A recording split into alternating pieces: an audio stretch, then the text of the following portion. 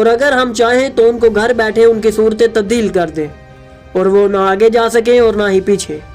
Knees एक और मुकाम पर मौजूद है कि ऐ अहले किताब, इससे पहले कि हम तुम्हारे चेहरों को बिगाड़ दें और उनकी पीठ की तरफ फेर दें, ईमान ले आओ। जब हम इन आयात की तफसीर तलाश करें तो हमें मिलता है कि कई अंबिया की उम्मतें नाफरमानी के सबब मस्ख कर दी गईं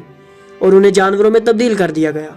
जिनमें ख़ास तौर पर हज़रत मूसा अलैहिस्सलाम, हज़रत ईसा अलैहिस्सलाम और हज़रत दाऊद अलैहिस्सलाम की उम्मतें काबिल ज़िक्र हैं। जब रसूल अकरम से इस बारे में दरियाफ्त किया गया तो आपने फरमाया, बिलाशुबा ईसा इब्न मरियम की उम्मत ने उनसे सवाल किया कि आप अल्लाह से दुआ करें कि वो आसमान से हम पर एक दस्तरखान नाजिल करे, मगर अल्लाह ने हज़रत ईसा को ये तनबीह फरमाई कि अगर ये मोजज़ा ज़ाहिर होने के बाद किसी ने इनकार किया तो उस पर ऐसा अजाब आएगा कि उस जैसा अजाब किसी पर ना आया होगा। आखिरकार उन पर वो दस्तरखान नाजिल कर दिया गया जिसे देखने के बाद